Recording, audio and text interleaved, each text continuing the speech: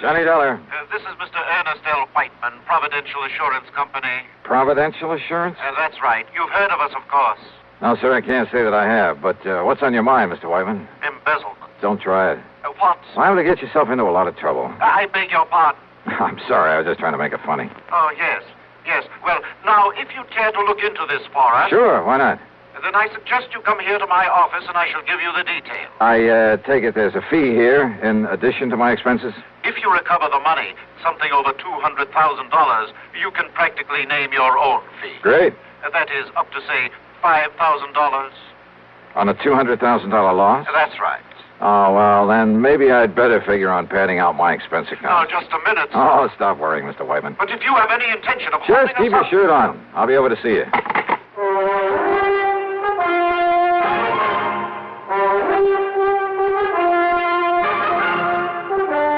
CBS Radio brings you Bob Bailey in the exciting adventures of the man with the action-packed expense account, America's fabulous freelance insurance investigator. Yours truly, Johnny Dollar.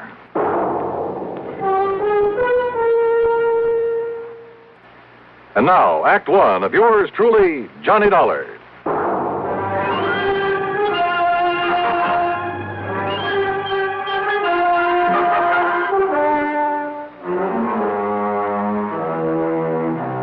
Expense account submitted by Special Investigator Johnny Dollar to the Providential Assurance Company, Hartford, Connecticut. At this point, I don't know if it's the home office or not. Anyhow, following is an account of expenses incurred during my investigation of the Hand of Providential matter.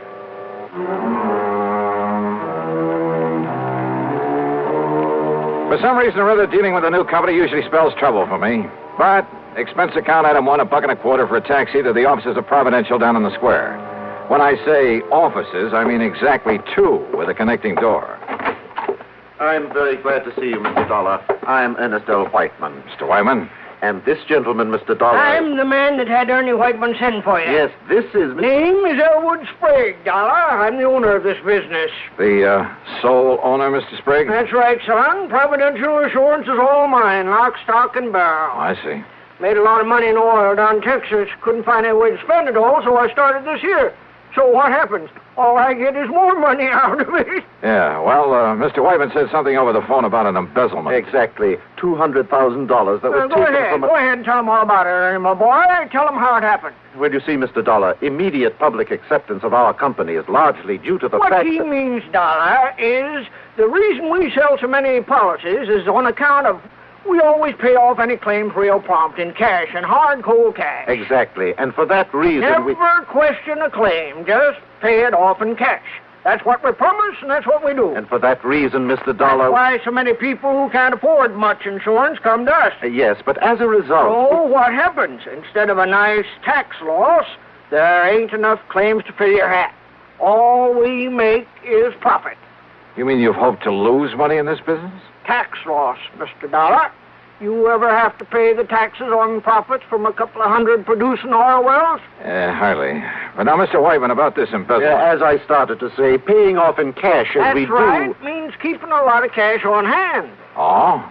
Then this embezzlement was of your own money? Exactly. The money was stolen from us. You kept that kind of money here in a safe or something? Well, wouldn't keep it laying around on the floor, would you? Well, have you any idea who might have taken it? We most certainly have. Sure. It was Hauser. Tom Hauser. The only one besides Whitey had the combination to the safe. He also kept the books, Mr. Dollar. Well, didn't you check his books periodically? Oh, of course I did. But when I discovered the loss this morning, I also discovered he'd been juggling the accounts. Well, how long ago did this Tom Hauser work here? Up until yesterday. As I told Mr. Sprague, I informed Hauser last night that I planned to check the cash as well as the books this morning. So what happens? This morning he's gone, and so is the money.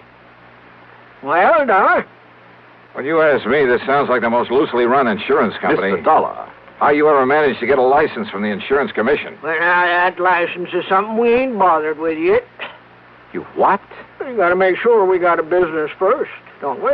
Are you kidding? Do you realize what the commission will do when they find out about this? Don't give it a thought, son. To say nothing of the police? Your job is to catch that Tom Now, Hauser. look here, Mr. Sprague. Then, if the insurance commission or the government or anybody says we're doing wrong... And you can bet they will. Why, then I'll pay up and get out of this business. Believe me, it'll cost you a lot more than this $200,000. Well, sure, maybe a couple million. It'll make a nice tax loss. Yeah, and you'll probably end up in jail. Well, now, you let me worry about that.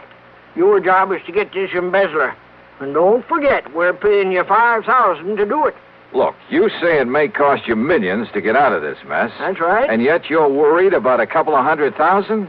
Well, now, that's different. Huh? That was stolen, son. That was illegal. Trying to make sense with this man was like trying to reason with a hitching post. I told him I didn't want the case and that I could understand why he'd hesitate about calling in the police. Sure, they'd probably start asking questions. With the only answers he could give them, he'd really be in trouble. I told him that my only duty, as far as I could see, was to notify the commission of this whole operation. Sure, son. If your conscience hurts you, go ahead and notify him. After you got this money back first. After? Well, I don't know much about investigation, but it seems to me that with him gone only a few hours, well, if I was you, I wouldn't be wasting any time. Yeah, you got a point there. Sure. And don't you forget that $5,000 that's waiting for you when you bring that money back. Well, I ask you, what would you have done? And with a fee of $5,000 dangling in front of your eyes? Yeah, that's what I did. I took the case.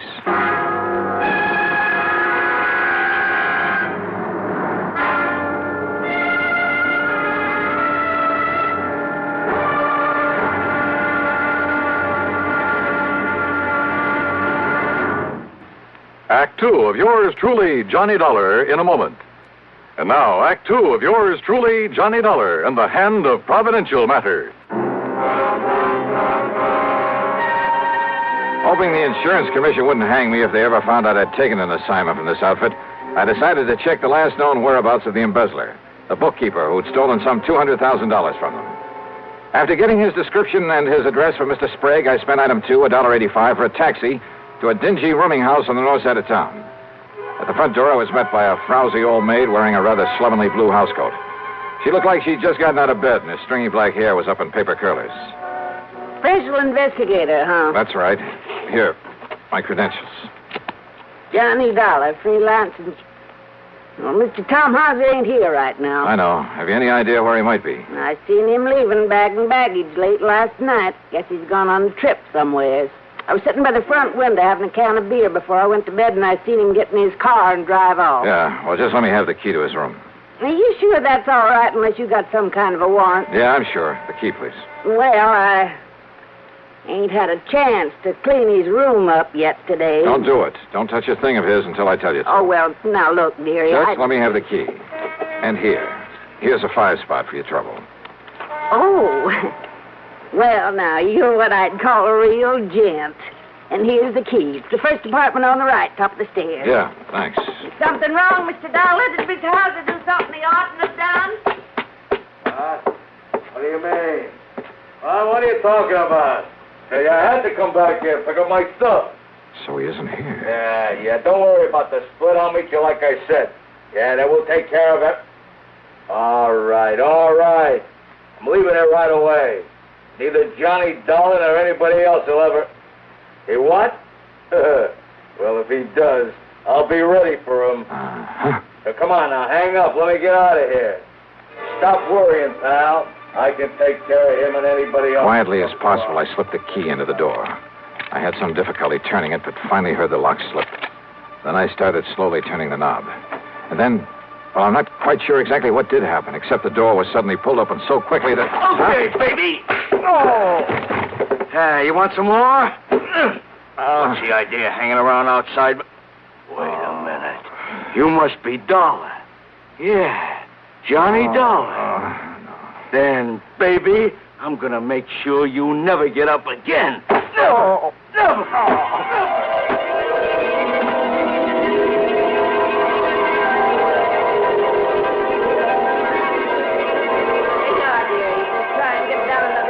Out of this bottle. Just leave that wet rag laying there on your forehead. It'll make you feel better. What do you... Oh, holy... Yeah. You just stay there on the floor until you feel better. Where'd he go? Oh, dearie. Who done this to you? You didn't you see him? I heard a big noise up here, and when I run up the stairs, he must have heard me and run away. You was just a-laying here bleeding this way. That window. What's outside that window? Only the fire escape. Look, dearie. Yeah. Busted table lamp. This must have been what... Don't touch it. What? No, I'll wrap it in my handkerchief and... But who could have come here and done this to you? I can't imagine. Well, I can. Tom Hauser. Item 3, $1.20 for a cab to police headquarters. Anybody but Sergeant Ed Wilson would have asked a lot of questions that I didn't feel like answering. Ed simply took the lamp, told one of the boys in the lab to check, and if he found any prints on it, to classify them, then send a teletype to Washington. Item 4, $1 even for a cab to my apartment. After a long, cool shower, I felt somewhat better. I just got back into my clothes when the phone rang. Johnny Dollar. Ed Wilson, Johnny. Those prints on that lamp. Yeah, Ed. Thomas Harker, alias Tim Hosker, alias Tommy Hauser, alias just about everything else you can think of. Johnny, that boy is one of the 10 most wanted. No kidding. And for everything from safecracking to murder. You got any kind of a lead on him? Only that rooming house where he slugged me. Then he may be 100 miles away by now. I wouldn't bank on it. So, Ed. Yeah? You'd better put out that good old dragnet. Oh, don't worry, Johnny. But listen, just remember one thing about him. Like what? If that boy thinks you recognize I didn't him, even get a look at him. maybe he doesn't know that. And if he finds out he didn't kill you, Johnny, Well? he'll be back to finish the job.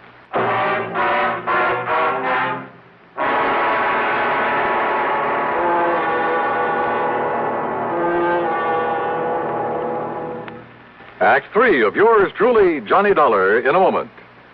And now, Act 3 of yours truly, Johnny Dollar.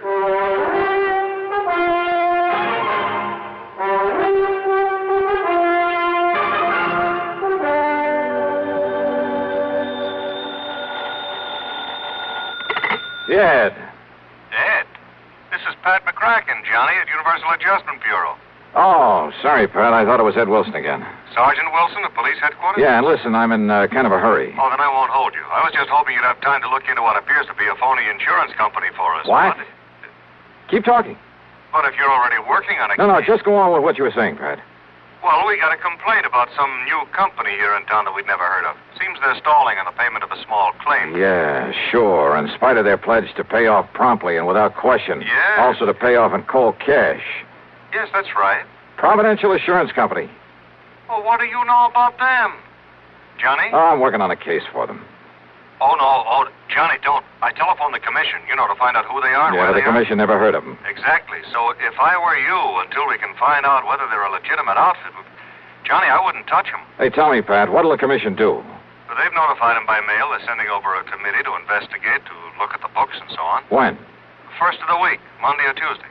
Why? That may be too late. What? If that outfit's what I think it is, and if I can do what I think I can. Johnny. Well, if I can't collect my fee and expenses from them, maybe I'll send a bill on to you. What? After all, I may be doing the whole insurance business a great and glorious service. Johnny, what are you talking about? That is, if I don't get killed first. Listen, I'll Johnny. see you later. And now the question is, but wait a minute. If Providential is what I think it is, where does Tommy Hauser's theft of $200,000 come in? If he was working for them. Well, why did they call me in? Johnny Dollar. Hello. This here is Elwood Sprague. Oh, yeah, Mr. Sprague. I wasn't sure I'd find you in. Yeah, I think I can understand that.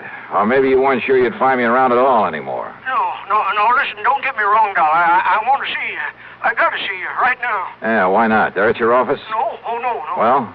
My room, here at Guilford. And you'll come alone? Are you alone, Mr. Sprague? Yes, Mr. Dollar. Will you come right away? Yeah, as soon as I can. Thank you. That's funny. If he wants to see me, if he is alone, or is this some kind of a trap?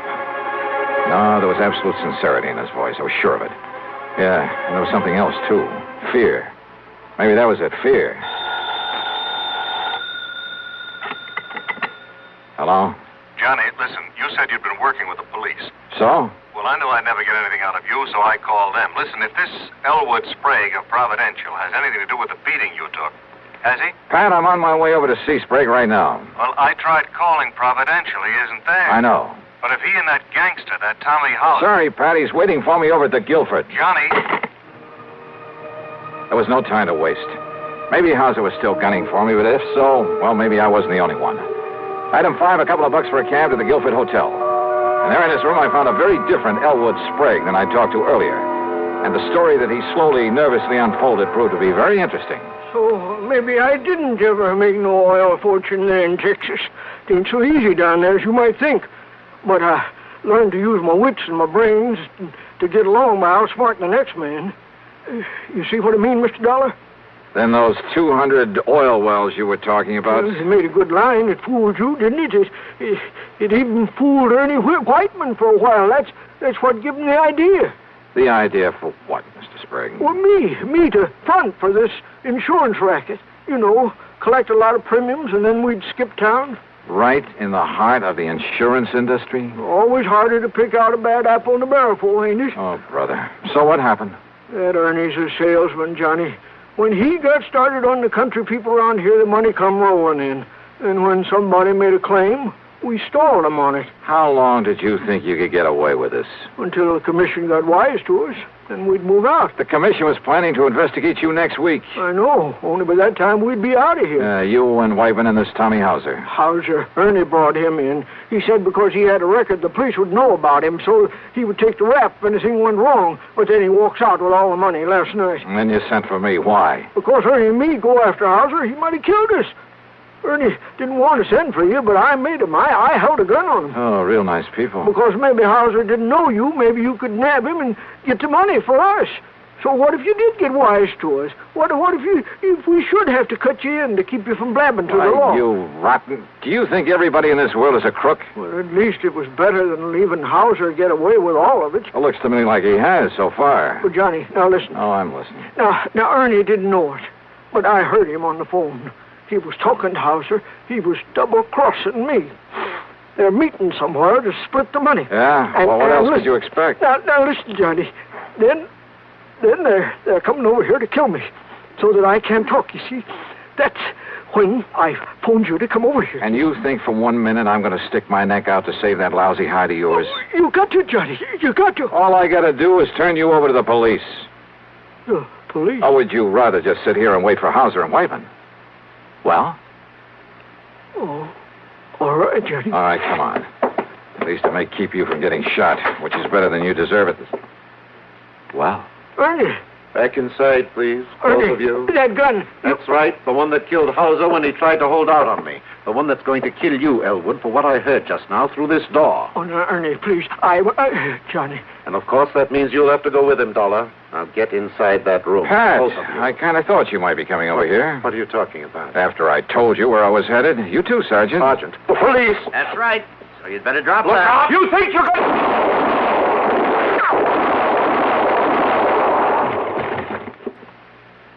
Well, Johnny? Well, thanks, Ed. You too, Pat. Oh, and Ed. Yeah, Johnny. Maybe you'd better put a pair of cuffs on Mr. Sprague here. You know, to keep him out of any more trouble. Oh, I'll go along peaceful.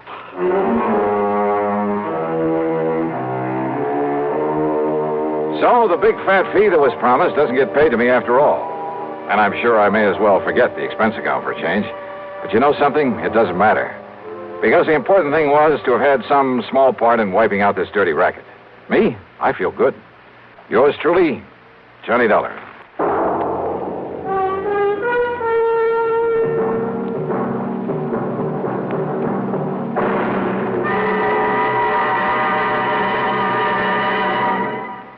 Our star will return in just a moment. Now, here is our star to tell you about next week's story. Next week, a man who uses government help to promote his one-man crime wave. Join us, won't you? Yours truly, Johnny Dollar.